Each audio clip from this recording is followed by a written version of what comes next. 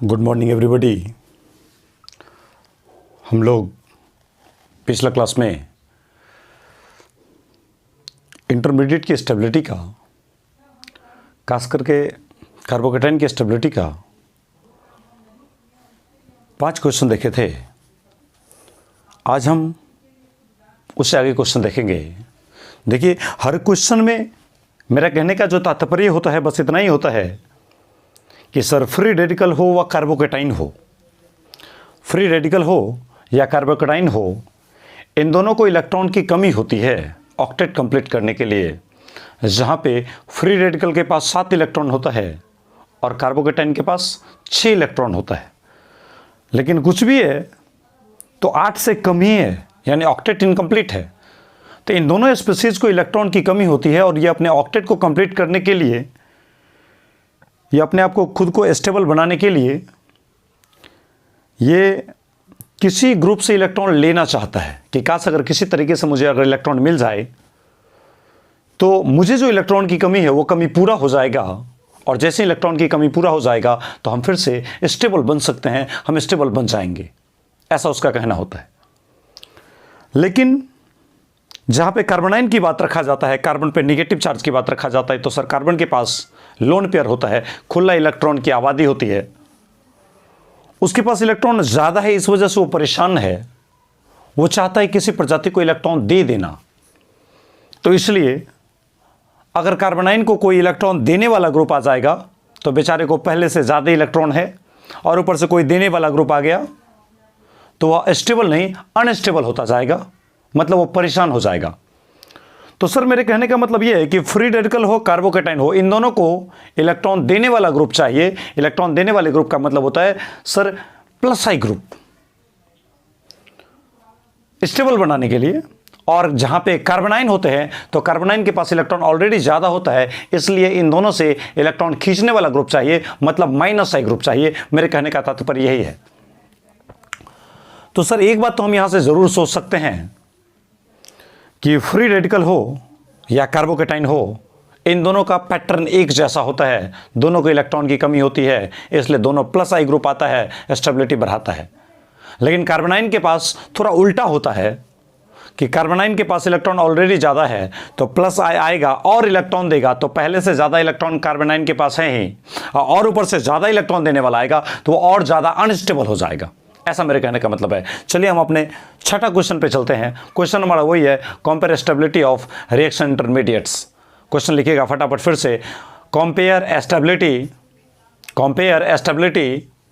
Of reaction intermediate. ये question इससे पिछले वाले लेक्चर से ये क्वेश्चन चल रहा है, तो उसी क्वेश्चन में मैं आगे कंटिन्यू करता हूँ। छठा क्वेश्चन मैं आपको दे रहा हूँ कि छठा क्वेश्चन में कैसे लिया जाए स्टेबिलिटी। देखिए, ये पिछले क्लास के बाद से चल रहे, यहां दिया जाए, ये रहा आपका कार्बोकेटाइन और यहां पे जोड़ दिया क्लोरीन, ऐसा। सर फिर से ये रहा आपका कार्बोकेटाइन और फिर से जोड़ दिया ये क्लोरीन, और फिर से ये रहा आपका कार्बोकेटाइन और फिर से जोड़ दिया आपको ये क्लोरीन, और मान लीजिए चौथा दिया जाए, ये रहा आपका कार्बोकेटाइन। मैं पिछला क्लास में एक बात बता रहा था आपको कि किसी भी रिएक्शन इंटरमीडिएट की यदि आप स्टेबिलिटी तुलना करना चाहते हैं तो हमेशा आपको एक बात ध्यान में रखना पड़ेगा कि कॉमन चीज़ों के आधार पर फैसला नहीं होता है। अगर मान लीजिए इन दोनों में स्टेबिलिटी अगर आपको तुलना करना हो, मान लीजिए इन दोनों को मैं साइड करता हूं और इन दोनों में स्टेबिलिटी तुलना करना हो, तो आप सबसे पहले देखिए कि इन दोनों में कॉमन क्या है।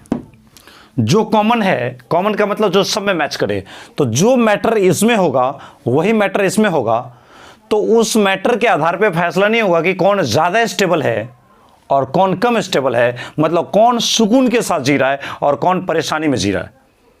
ये फैसला आप नहीं कर पाएंगे।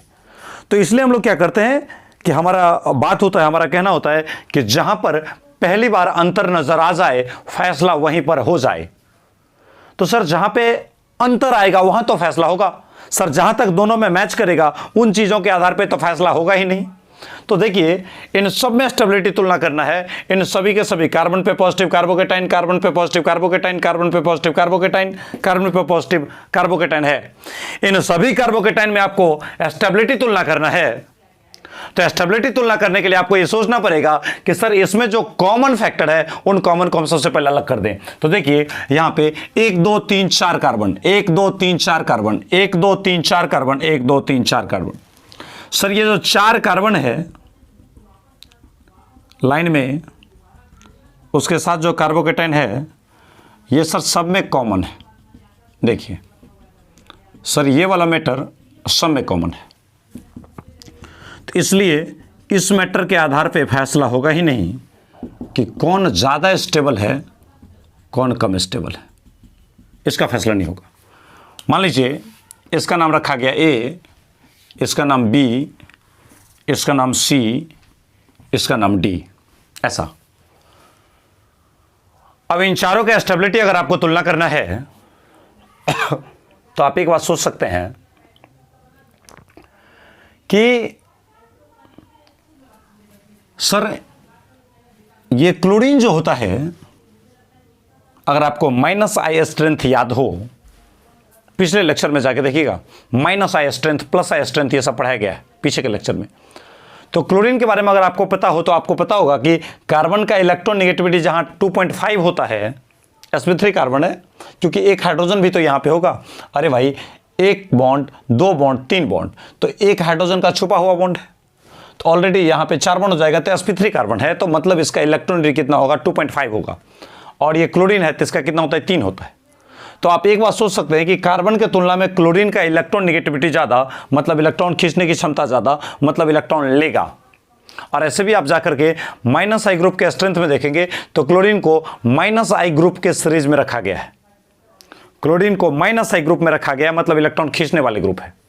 तो आप देख सकते हैं कि सर ये क्लोरीन जो होता है वो इलेक्ट्रॉन खींचने वाले ग्रुप होते हैं, मतलब सर ये एक प्रकार का -I ग्रुप होता है। सोचिए सर ये क्लोरीन कैसा ग्रुप है, तो -I ग्रुप है। -I ग्रुप का मतलब सर ये इलेक्ट्रॉन खींचता है। सर ये भी कैसा ग्रुप है क्लोरीन, ये भी सर -I ग्रुप है। इसी प्रकार से सर ये भी तो क्लोरीन है, ये भी तो इलेक्ट्रॉन खींचेगा, तो सर ये भी नीचे खींचेगा, ये ऊपर खींचेगा, तो ये भी है आपका कौन सा ग्रुप, तो ये है आपका -I ग्रुप। इसी प्रकार से यहाँ पे देखिए क्लोरीन खींच रहा है, क्लोरीन खींच रहा है, क्लोरीन ऊपर खींच रहा है, तो सर यहाँ पे 3 -I ग्रुप लगे। सर इस कार्बन के पास कोई -I ग्रुप नहीं है। अब देखिए कार्बोकेटाइन को इलेक्ट्रॉन की कमी है, जरा सोचिए, हमें स्टेबिलिटी कंपेयर करना है। कार्बोकेटाइन के पास इलेक्ट्रॉन की कमी है और ऊपर से इलेक्ट्रॉन खींच रहा है। बताइए, एक तो इसे इलेक्ट्रॉन की कमी है, इसके पास कमी है, इलेक्ट्रॉन कम है, यह चाहता है कि काश कोई आता मुझे इलेक्ट्रॉन देता, देने के बजाय इसी परिवार में क्लोरीन जुड़ गया और क्लोरीन और इलेक्ट्रॉन खींचने लगा। यह पूरा परिवार पहले से ही परेशान था कि यहां पे पॉजिटिव चार्ज है, मतलब इस कार्बन को इलेक्ट्रॉन की कमी है। इस परिवार में कोई बाहरी ग्रुप अगर इलेक्ट्रॉन देता तो थोड़ा सा इस परिवार को सुकून जरूर मिलता। भाई जिसे इलेक्ट्रॉन की कमी है, जिसे पैसे की कमी है, उस परिवार में मान लीजिए आपके परिवार में किसी एक सदस्य को पैसे की कमी हो गया, तो उस वजह से पूरा परिवार परेशान रहेगा। परिवार के हर आदमी की अभिलाषा होगी, हर आदमी की कामना होगी कि काश हमारे परिवार में जो फलाना है उसे पैसे की अभी अत्यंत जरूरत है, कोई ऐसा आता जो मुझे परिवार में किसी को भी अगर पैसा देता तो हम लेकर के थोड़ा थोड़ा उसको दे देते तो काम निपटा देता। लेकिन सर यहां पे देने के बजाय ये -I ग्रुप है, ये इलेक्ट्रॉन छीनने लगा, परेशान करने लगा। भाई एक तो पहले से ये लूटा हुआ है, बर्बाद हो चुका है, इसके पास इलेक्ट्रॉन की कमी है क्योंकि इसका इलेक्ट्रॉन पहले ही किसी ने छीन लिया है, तो जिस वजह से इसमें पॉजिटिव चार्ज आ चुका है। और ये -I ग्रुप और परेशान कर रहा है। इसका तो छोड़िए, इसमें तो कम से कम एक खींच के इसको परेशान कर रहा है, इसमें तो हद कर दिया भाई, नीचे भी खींच रहा है, ऊपर भी खींच रहा है, 2 -I ग्रुप लग गए हैं। इसका तो समझिए प्राण निकल रहा है, सांस खत्म हो रहा है इसका। मतलब सर यहां पे कार्बोकेटाइन पहले से परेशान है ही, इलेक्ट्रॉन की कमी है, और ऊपर से 2 -I ग्रुप जुड़े हुए, मतलब इसलिए और अधिक परेशान हो चुका है। सर यहां पे अगर बात किया जाए तो ये तो समझिए सर हद ही कर दिया। ये बोलता है कि अबे ये नीचे माइनस आई ग्रुप, ये नीचे खींच रहा है, ये ऊपर खींच रहा है। इसमें तो भाई एक खींचने वाला था, इसमें दो खींच रहा है, इसमें तो हद कर दिया, तीन तीन खींचने वाला आ गया। तो यहां का पॉजिटिव चार्ज तो और परेशान हो जाएगा और अनस्टेबल हो जाएगा। मतलब इसको अगर ओवरऑल देखा जाए तो सर इस परिवार में इलेक्ट्रॉन की कमी जरूर है। पॉजिटिव चार्ज है, कैटायन है, मतलब इलेक्ट्रॉन की कमी जरूर है, लेकिन इसमें कोई देने वाला नहीं है, तो कोई खींच करके इसे परेशान कर भी नहीं रहा है। मतलब एक बात कॉमन हो गया सर कि इस कैटायन को, इस पॉजिटिव को अगर कोई इलेक्ट्रॉन देने वाला नहीं है, इसको अगर कोई सहायता करने वाला नहीं है, तो इससे छीन करके इसे परेशान करने वाला भी नहीं है। जब कभी कभी आपको कोई परेशान करता है तो आप कभी कभी गुस्सा में बोल देते हैं कि भाई तुम मदद तो नहीं कर सकता है, तुम हेल्प तो नहीं कर सकता है, तो कम से कम ऐसे ही मेरा जान तो छोड़, मुझे परेशान क्यों कर रहा है। बस ये कार्बोकैटायन वही कहानी कर रहा है कि भाई मुझे कोई मदद नहीं करता है तो मुझे पर्यावरण से कोई परेशान भी नहीं कर रहा है। मतलब मैं तुम सबके तुलना में ज्यादा सुकून से जी रहा हूं। तुम लोगों को कोई इलेक्ट्रॉन दे तो नहीं रहा है, ऊपर से और इलेक्ट्रॉन खींच रहा है। एक तो पहले से कम था और ऊपर से और खींचने लगा और परेशान हो गया। क्लोरीन माइनस आई ग्रुप होता है ना, तो इस वजह से सबसे ज्यादा स्टेबल कौन होगा? ये होगा कि चलो भाई मुझे कोई दे नहीं रहा है, दे करके मुझे कोई खुश नहीं कर रहा है, तो मुझसे छीन करके कोई मुझे परेशान भी तो नहीं कर रहा है, इसलिए भाई हम जैसे हैं हम खुश हैं। मतलब ये कैटायन बहुत ज्यादा स्टेबल होगा इन चारों में। तो अगर सर इसकी स्टेबिलिटी की बात किया जाए, स्टेबिलिटी की बात किया जाए तो सबसे ज्यादा स्टेबल एबीसीडी में सबसे ज्यादा कौन होगा? ए। चलिए ये सबसे ज्यादा स्टेबल हो गया। क्लोरीन कैसा ग्रुप है? माइनस आई ग्रुप। माइनस आई ग्रुप मतलब इलेक्ट्रॉन खींचने वाले ग्रुप, और कैटायन को खींचने वाला ग्रुप, माइनस आई वाला ग्रुप परेशान करता है।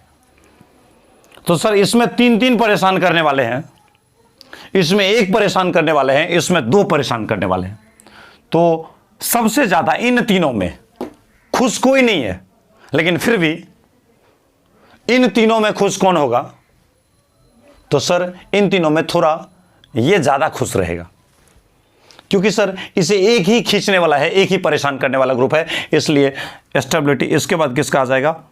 सॉरी ये तो डी का होना चाहिए ना, यहाँ तो डी का होना चाहिए, तब आएगा ए का। और उसके बाद किसका? इसमें तीन खींच के परेशान कर रहा है, इसमें दो खींच के परेशान कर रहा है, तो ये थोड़ा कम परेशान होगा क्योंकि इसमें दो ही परेशान करने वाले ग्रुप है, तो ये आएगा। और सबसे अंत में इसका तो समझिए हालत खराब है, सी आएगा। तो इस तरीके से आप चाहें तो स्टेबिलिटी को कैलकुलेट कर सकते हैं। फटाफट इसको नोट कीजिए जल्दी।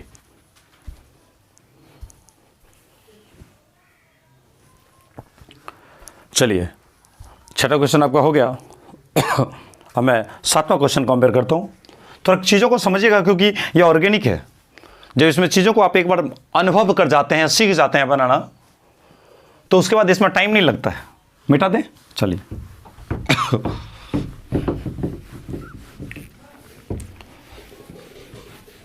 इस तरह से एक और क्वेश्चन देखा जाए। आपको बस क्वेश्चन ही करना है। ऑर्गेनिक में यही जाके मेन के पेपर में देखेंगे, नीट के पेपर में देखेंगे, तो आपको इसी टाइप का क्वेश्चन मिलेगा। कंपेयर स्टेबिलिटी और ऑर्डर दिया रहेगा, A B C D D C B, इस टाइप से ऑर्डर दिया रहेगा। तो आपको समझना पड़ेगा वहाँ पे कि किसका स्टेबिलिटी ज़्यादा होगा। अब देखिए फिर से एक लाइन, सातवां क्वेश्चन मैं दे रहा हूँ। ऐसा दे दिया, अब यहाँ पे पॉजिटिव चार्ज है और पॉजिटिव के चार्ज के साथ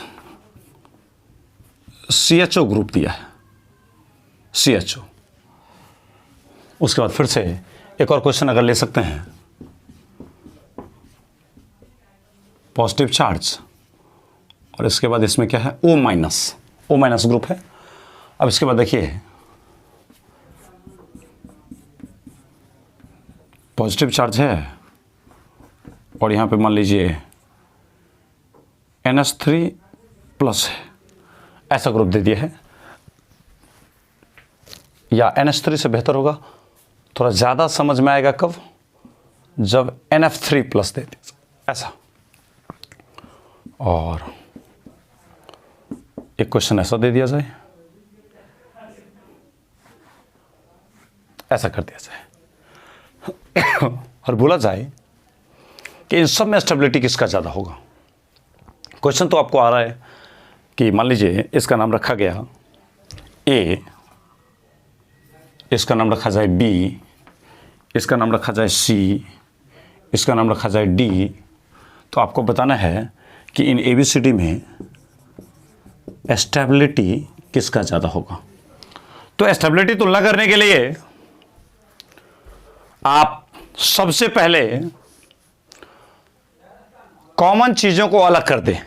सबसे पहला मकसद होगा आपका कि जो चीज़ सब में कॉमन है, फैसला तो उस आधार पे होगा नहीं। जो चीज़ मेरे पास है वही चीज़ आपके पास है, तो कैसे पता चलेगा कौन खुश है कौन परेशान है। तो कॉमन चीज़ों को सबसे पहले अलग करते हैं। पहला मुद्दा हमारा ये होता है। तो आप देखिए कॉमन चीज़ों को अलग कर रहे हैं। सर यहाँ पे 4 कार्बन है पॉजिटिव चार्ज के साथ, ये चीज़। इसमें भी देखिए 4 कार्बन है पॉजिटिव चार्ज के साथ, इसमें भी देखिए 4 कार्बन है पॉजिटिव चार्ज के साथ, और इसमें भी देखिए 4 कार्बन है पॉजिटिव चार्ज के साथ। देखिए कार्बोकेटाइन है। कार्बोकेटाइन बोलता है कि प्लस आई ग्रुप आएगा, स्टेबिलिटी को बढ़ाएगा। कार्बोकेटाइन में इलेक्ट्रॉन की कमी होती है, इलेक्ट्रॉन की कमी होती है, और प्लस आई ग्रुप का काम होता है इलेक्ट्रॉन देना। तो जो ग्रुप इलेक्ट्रॉन इसको देगा तो इसके पास ऑलरेडी इलेक्ट्रॉन की कमी है, और ऊपर से इलेक्ट्रॉन देगा तो इसे सुकून मिलेगा। आपको पैसे की कमी हो और कोई पैसा देने वाला आ जाए तो थोड़ा सा राहत मिलता है, आपको सुकून मिलता है, खुशी मिलता है। लेकिन पैसे की कमी पहले से हो, और जो भी पैसा था थोड़ा मोड़ा, एक तो पहले से कम था, कुछ था उसमें भी, वो भी कोई लेके खींचने लगे, वो भी कोई टानने के चक्कर में लग जाए तो ज़िंदगी और तबाह हो जाता है, परेशान हो जाता है। वही कुछ ऐसा केस यहाँ पे है। सर ये CHO को अगर गौर से देखा जाए तो इसको फैलाएंगे तो बनेगा C डबल बॉन्ड OH। ये कौन सा ग्रुप है? अल्डिहाइड है। ये अल्डिहाइड ग्रुप है, और अल्डिहाइड के बारे में इतना आपको पता होगा कि ये एक माइनस आई ग्रुप है। अल्डिहाइड कीटोन कार्बोक्सिलिक एसिड जाके देखेंगे, माइनस आई स्ट्रेंथ में पढ़ाया गया है कि अल्डिहाइड जो होता है वो माइनस आई ग्रुप है। और ऐसे भी आप सोच सकते हैं कि सर यहाँ का कार्बन देखिए 1 सिग्मा, 2 सिग्मा, 3 सिग्मा, sp2 है। ये कार्बन कैसा है? sp2 है, और sp2 का मतलब इसका इलेक्ट्रॉन डेंसिटी कितना होगा? 2.75 होगा।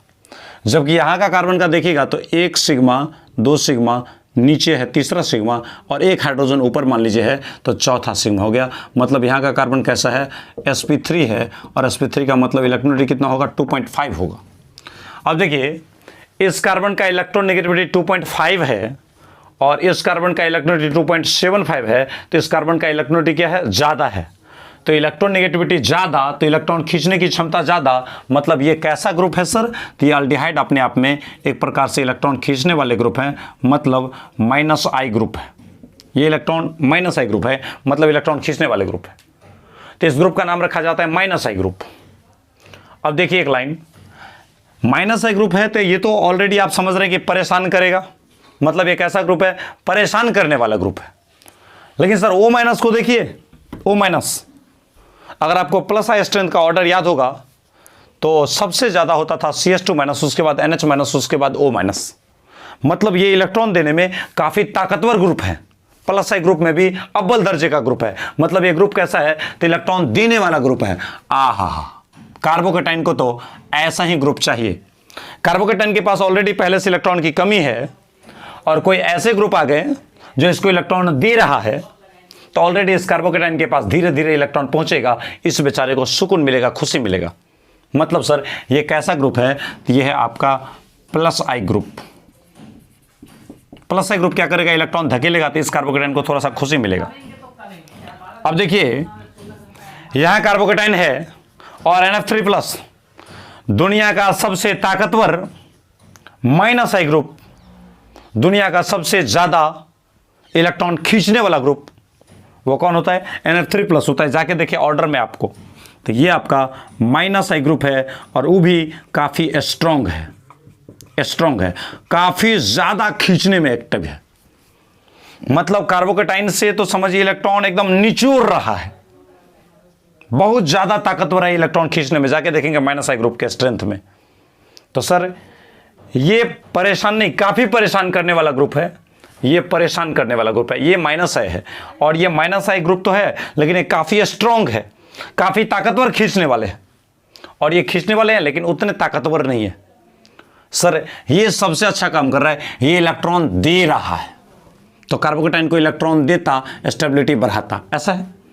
सर ये देखिए क्या है, आपको बताए थे ना कभी बच्चा में कि कार्बन और हाइड्रोजन इसका जो परिवार होता है ना, ये सब इलेक्ट्रॉन देने वाले ग्रुप होते हैं, ये सब प्लस आई ग्रुप होता है। तो गौर से देखिए, ये जो आपको दिख रहा है इधर लाइन, इसमें हम लाइन में अगर कार्बन नाइट्रोजन दे तो यहाँ जो रहे तो कार्बन और 3 बॉन्ड दिखा रहे थे, 1 हाइड्रोजन छुपा होगा।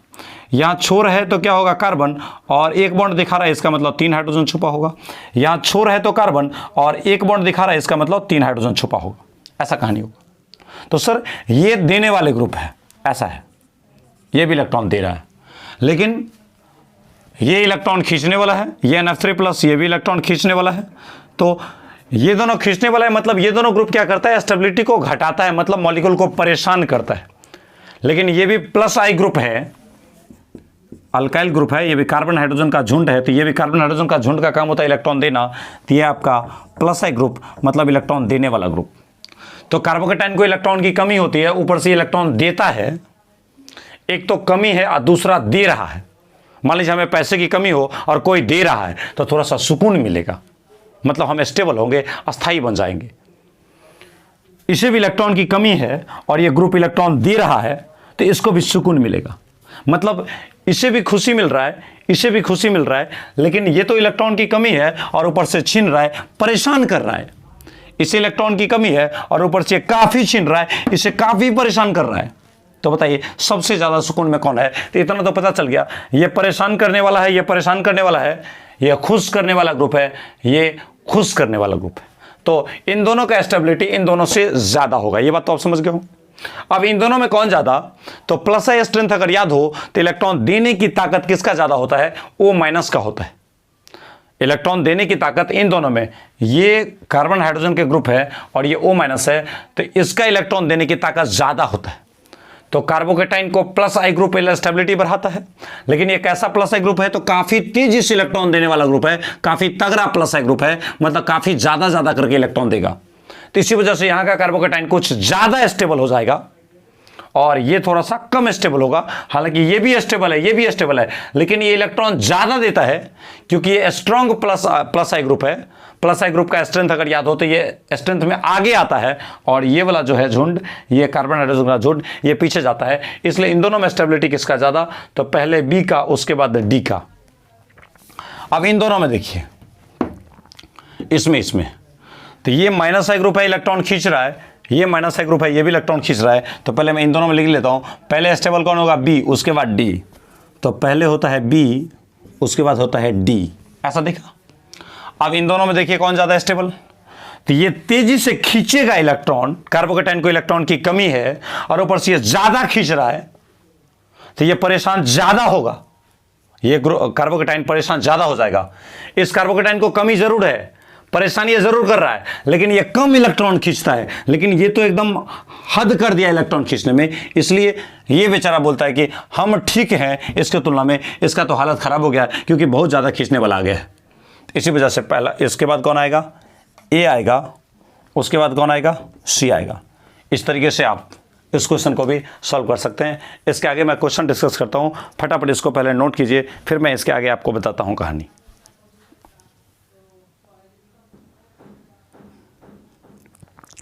देखिए यहाँ पे मैंने ढेर सारा कार्बोकेटाइन दे दिया है और इन सभी कार्बोकेटाइन में आपको बताया जा रहा है कि आप स्टेबिलिटी बताइए।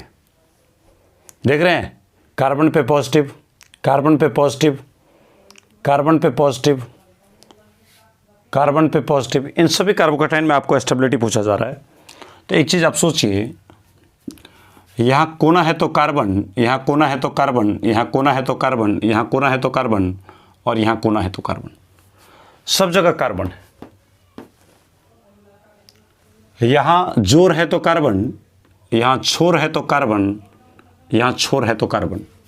किनारा, छोर मतलब किनारा, कार्बोकेटाइन की स्टेबिलिटी पता करना है आपको, तो मैंने पहले ही बताया था कि हमारा एक ही डायलॉग काम करता है कि जहां पर पहली बार अंतर नजर आ जाए फैसला वहीं पर हो जाए। जहां पर पहली बार अंतर नजर आ जाए फैसला वहीं पर हो जाए, ऐसा है। अब देखिए, ये इतने चीज सर इसमें भी कॉमन है, इतने चीज इसमें भी कॉमन है। देखिए, ये वाला मैटर सब में कॉमन है।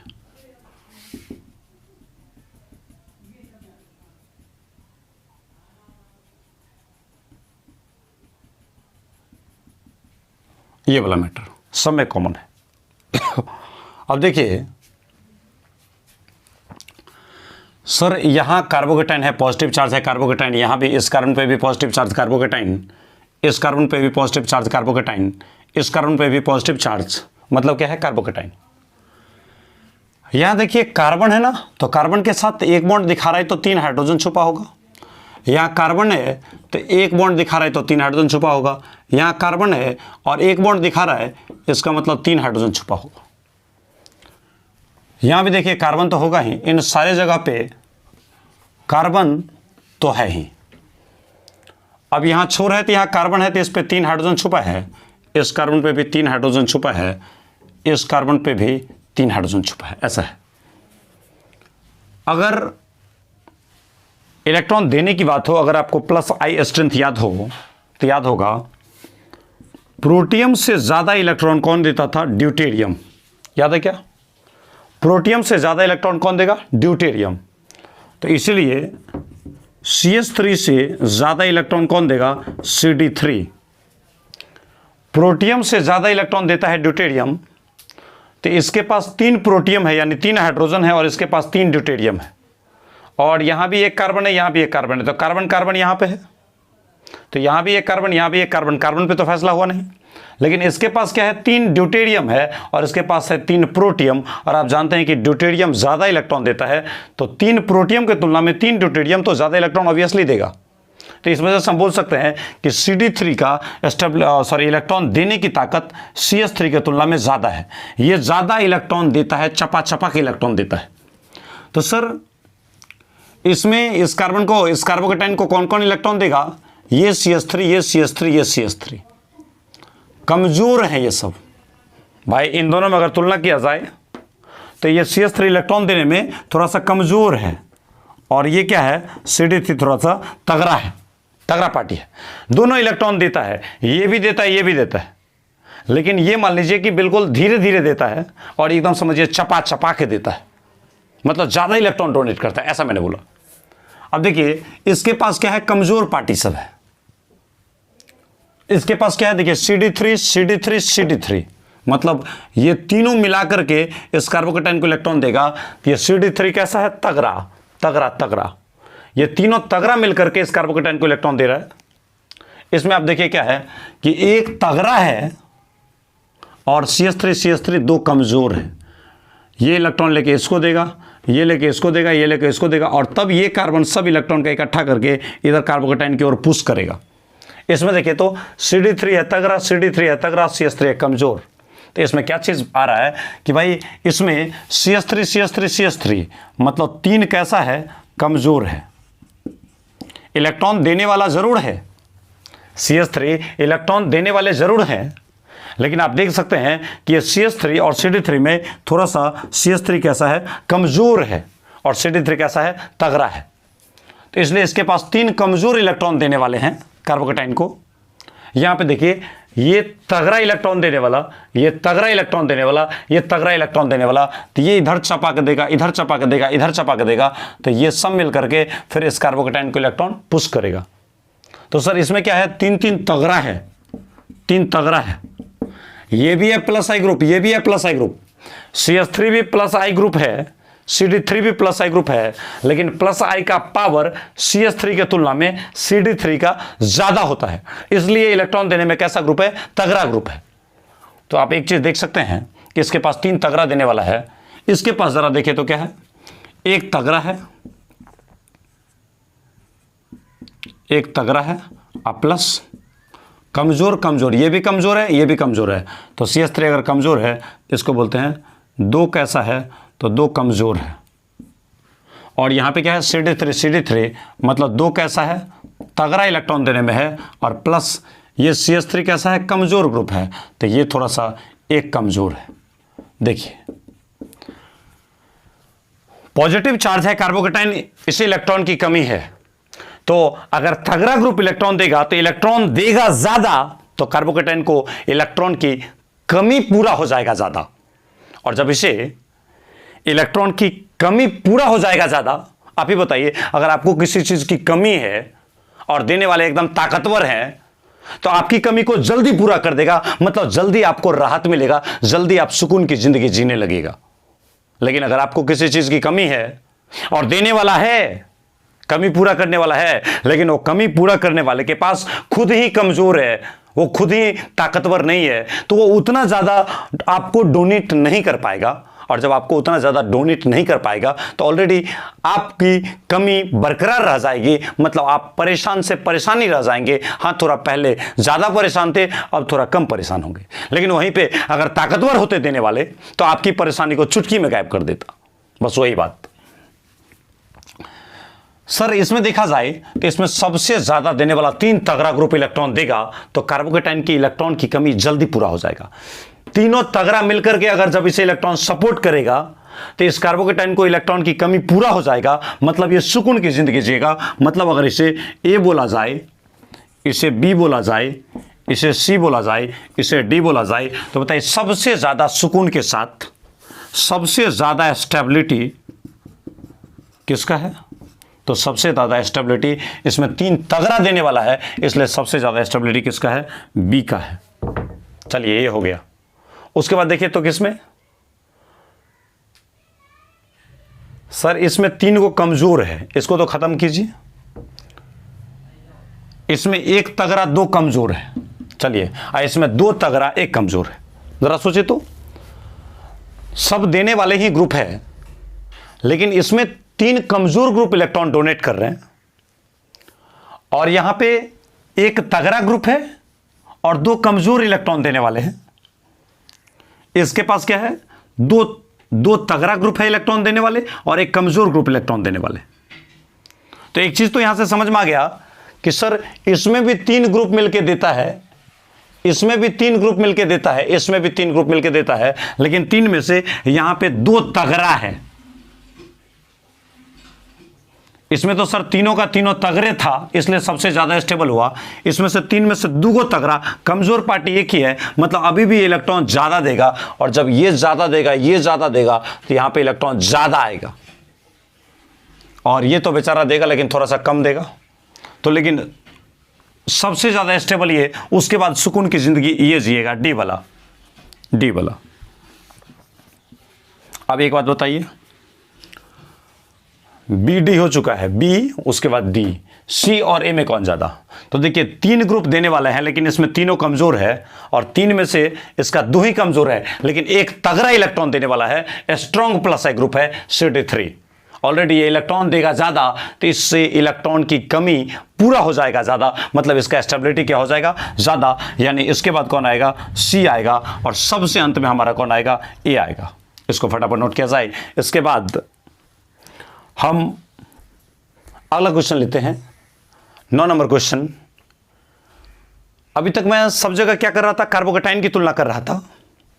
अब की बार क्या करता हूं कि फ्री रेडिकल उठाता हूं, और फ्री रेडिकल की स्टेबिलिटी कंपेयर करने के लिए दिया जाता है। चलिए इसको पहले नोट कीजिए। इसके बाद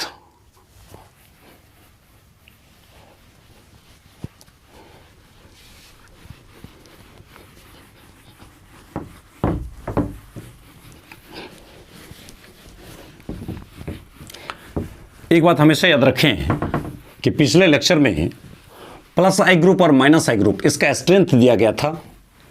उस स्ट्रेंथ को 1-2 बार लिखे, खुद से प्रैक्टिस करें, तब जाके क्या होगा, आप स्टेबिलिटी आसानी से तुलना कर पाएंगे। हम अभी तक 8 क्वेश्चन करवा चुके हैं, ये 9 नंबर क्वेश्चन है। देखिएगा, ये रहा आपका CH3 फ्री रेडिकल। इस बार फ्री रेडिकल देते हैं। उसके बाद CH3 CH2 फ्री रेडिकल, उसके बाद CH3 CH3 फ्री रेडिकल है, और उसके बाद CH3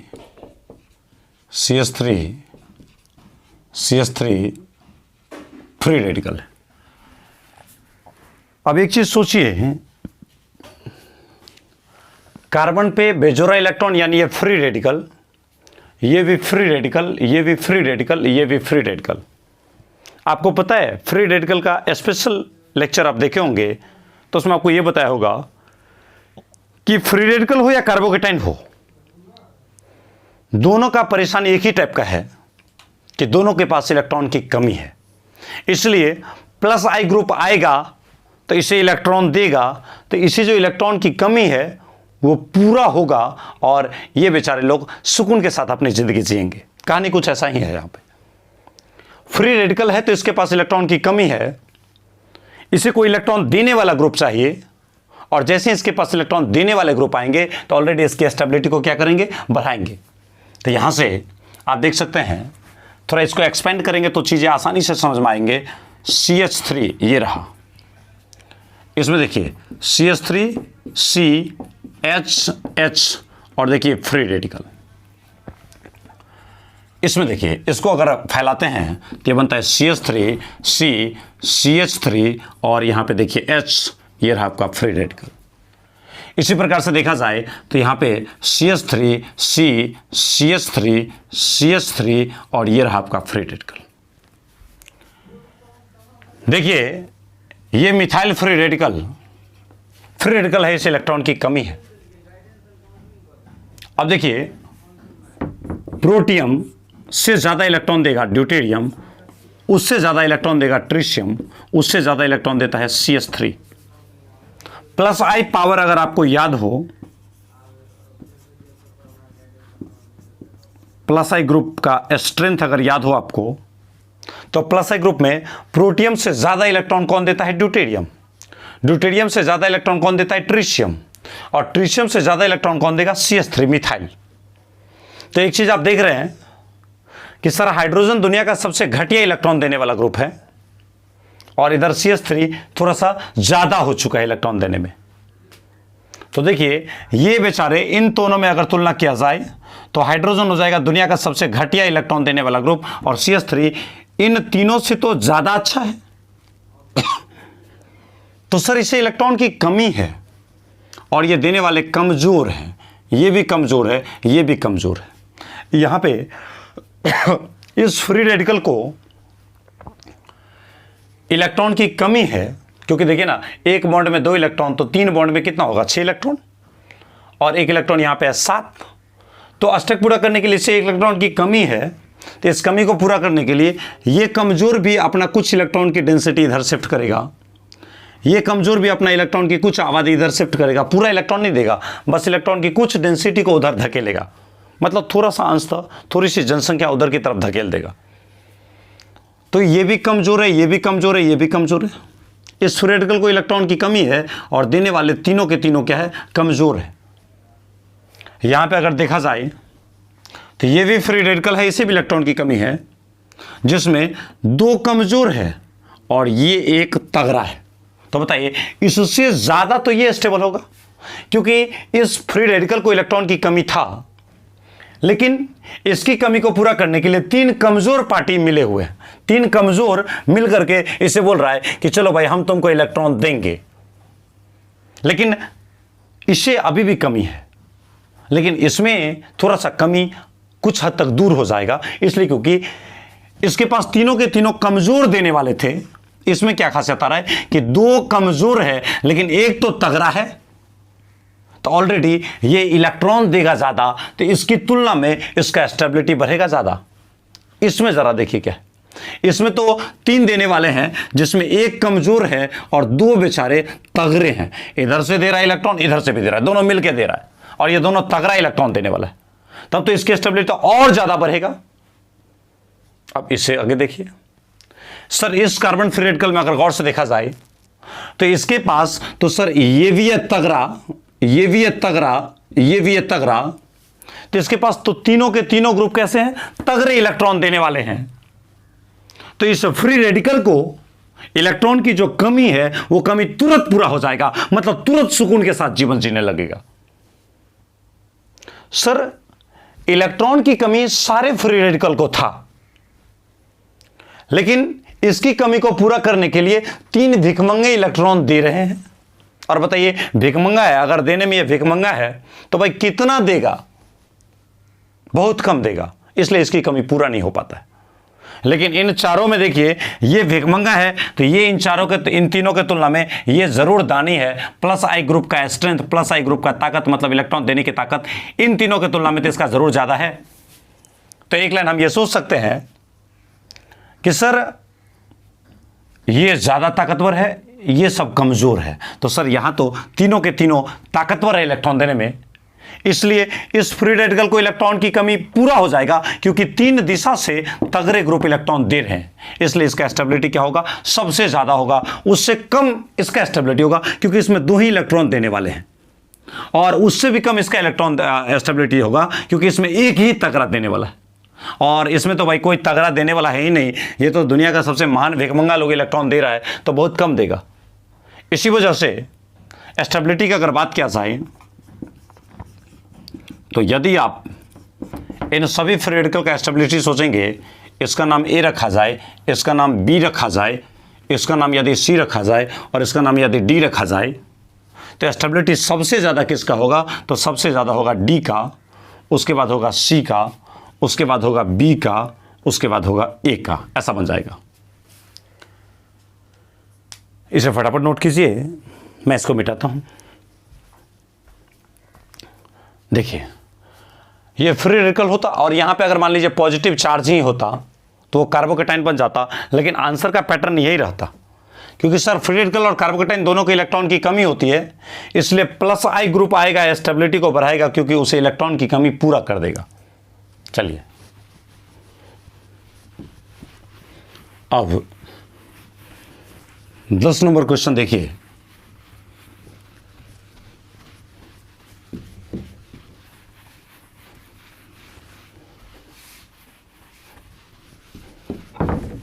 दस नंबर क्वेश्चन को आप देख सकते हैं। हालांकि ये क्वेश्चन आप खुद से बना सकते हैं, इस क्वेश्चन का कुछ झांकी आपको बताया गया है।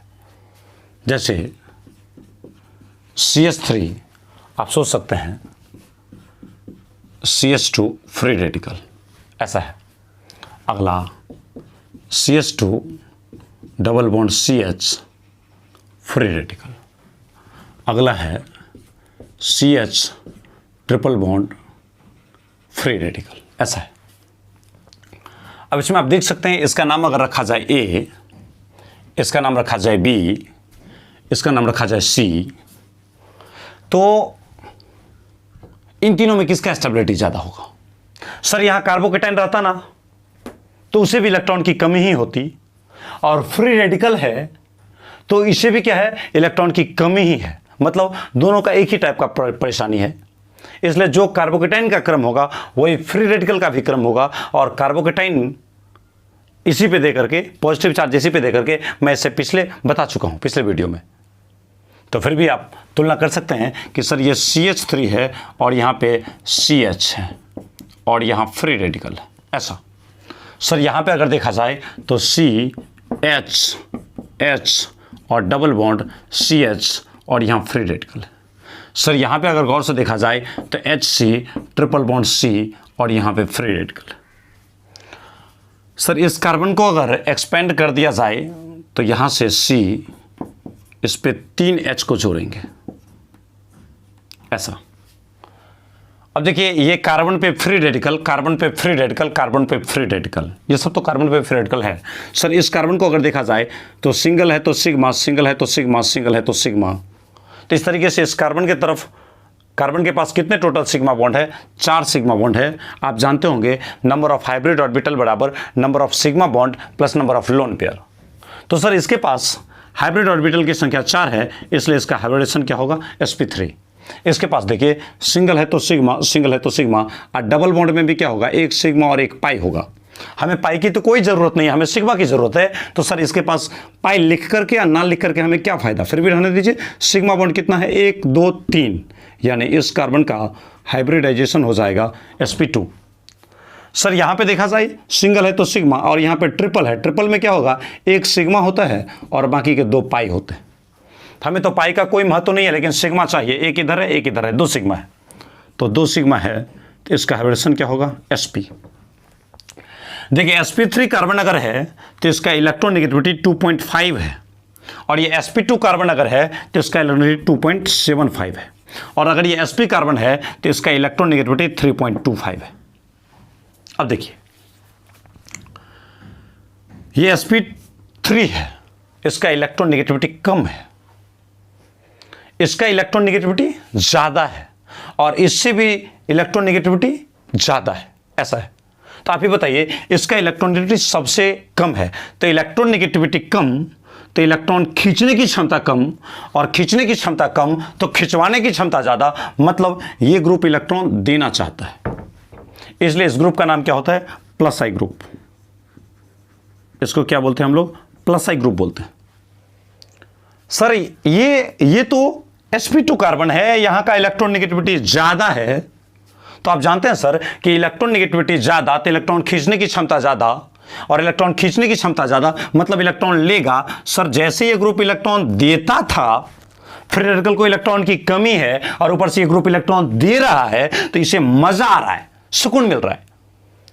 लेकिन सर यहां पे तो बात ही उल्टा हो रहा है कि इसकी तुलना में इसका इलेक्ट्रोनेगेटिविटी ज्यादा हो गया, तो इलेक्ट्रोनेगेटिविटी ज्यादा, इलेक्ट्रॉन खींचने की क्षमता ज्यादा, तो ये ग्रुप इलेक्ट्रॉन लेगा, और जब ये ग्रुप इलेक्ट्रॉन लेगा तो आप ही बताइए क्या होगा, इसकी परेशानी तो और बढ़ जाएगा। क्यों सर, क्योंकि ये इलेक्ट्रॉन देने के बजाय खींचेगा, मतलब सर ये कैसा ग्रुप बन जाएगा, माइनस आई ग्रुप बन जाएगा, माइनस आई ग्रुप बन जाएगा। ये इलेक्ट्रॉन खींचेगा। सर इस फ्री रेडिकल को इलेक्ट्रॉन की पहले से कमी है, इसे इलेक्ट्रॉन और चाहिए, पता चला इससे जो संबंध बनाया इलेक्ट्रॉन और खींचने लगा, तो ये फ्री रेडिकल तो और परेशान हो जाएगा। और इसके तुलना में यहां का तो हाल ही मत पूछिए सर, इसके तुलना में यहां का इलेक्ट्रोनेगेटिविटी और ज्यादा, तो सर इलेक्ट्रॉन खींचने की क्षमता और ज्यादा।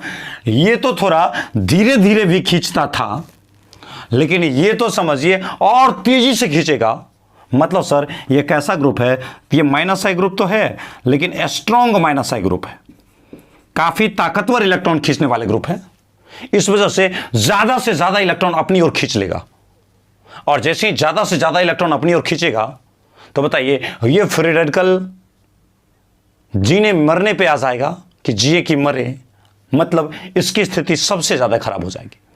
फ्री रेडिकल को इलेक्ट्रॉन की कमी है, इसे देने वाला आया तो थोड़ा सा सुकून मिला। यानी सबसे ज्यादा अगर स्टेबिलिटी की बात किया जाए, स्टेबिलिटी की बात किया जाए तो सबसे ज्यादा सुकून में कौन है, तो इसे भी कमी है, इसे भी कमी है, इसे भी कमी है, लेकिन इसे देने वाला आया है, इसलिए ए का स्टेबिलिटी सबसे ज्यादा होगा।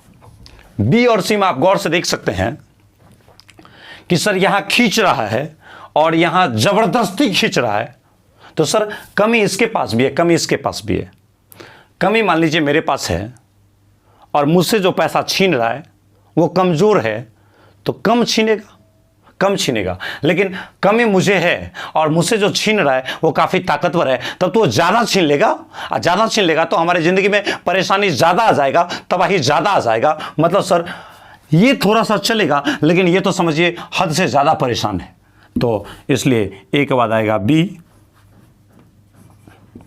और बी के बाद कौन आएगा, सी आएगा। एक क्वेश्चन मैं और करता हूं, आप इसको फटाफट नोट कीजिए, इसको मिटाता हूं और एक क्वेश्चन और करता हूं।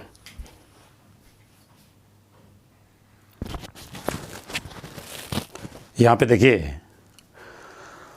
फ्री रेडिकल के आपके 2 क्वेश्चन दिए गए हैं। इन दोनों क्वेश्चन को आप चाहें तो खुद से भी ट्राई कर सकते हैं।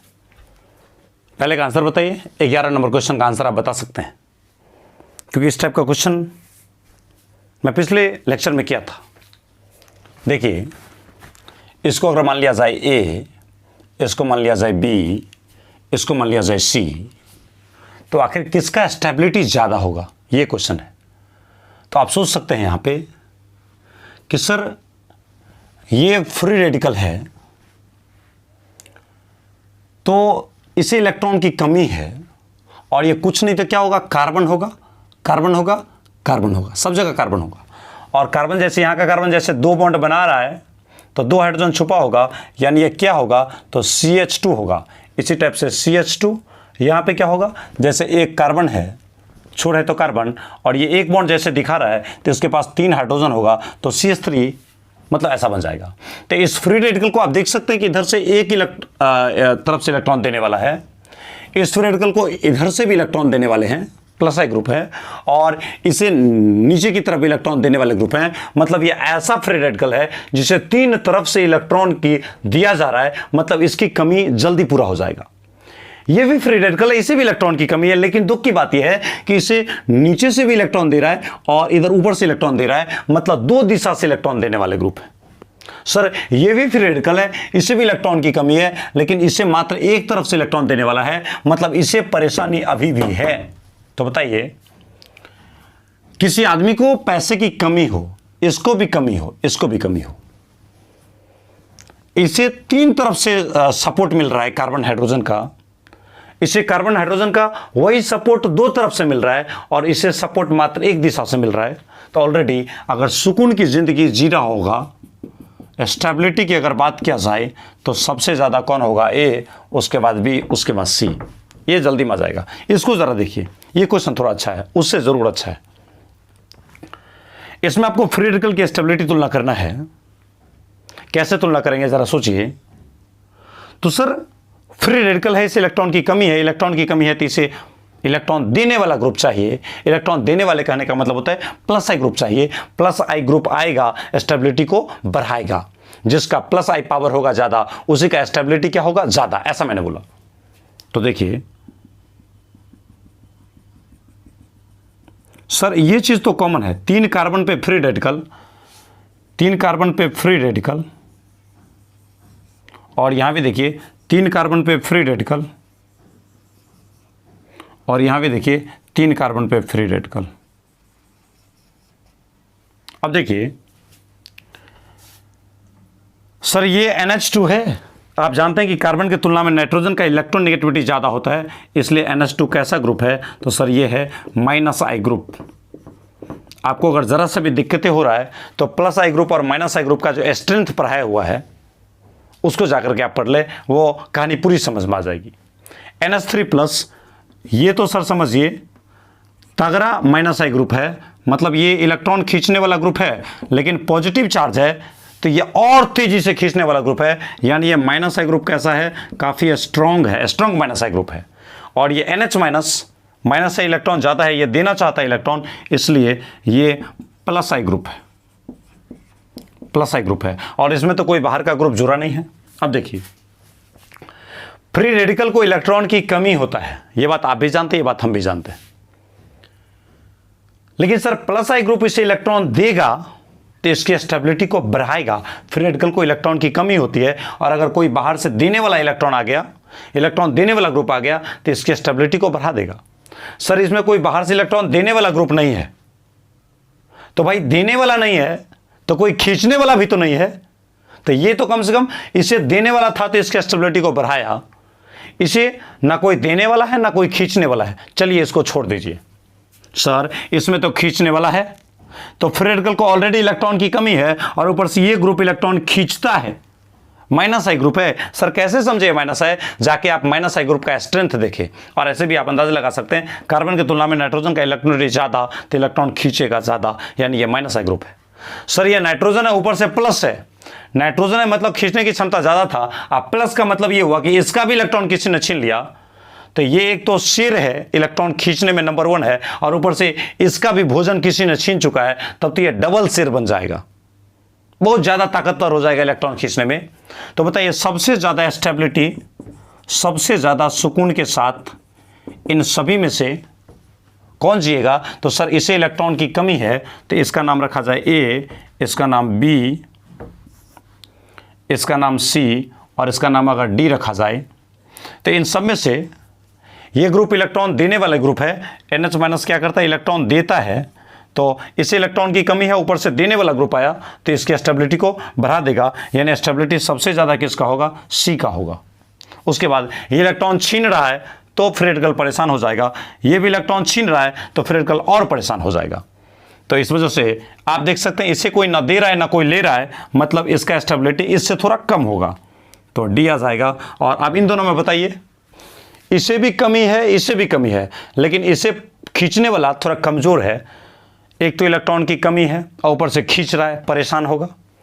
इलेक्ट्रॉन की कमी है, ऊपर से छीन रहा है तो और परेशान होगा। लेकिन ये छीनने वाला काफ़ी ताकतवर है, तो ये और ज़्यादा छीनेगा तो इसे और इलेक्ट्रॉन की ज़्यादा कमी हो जाएगा, मतलब ये और ज़्यादा परेशान हो जाएगा, यानी ये सबसे ज़्यादा परेशानी की ज़िंदगी जिएगा और ये बेचारा थोड़ा सा ठीक ठाक चलेगा। तो ए और बी में ए थोड़ा ज़्यादा सुकून में है और बी की तो हाल मत पूछिए, वो तो सबसे ज़्यादा पगलाया हुआ है, क्योंकि कमी है, एक तो कमी है, दूसरा खींचने वाला नंबर 1 है, खूब ज़्यादा इलेक्ट्रॉन छीन रहा है। भाई एक तो इलेक्ट्रॉन है नहीं और दूसरा जो भी है उसको तो एकदम काफ़ी तेज़ी से छीन रहा है, तब तो और ज़्यादा परेशानी आएगा, तबाही आएगा।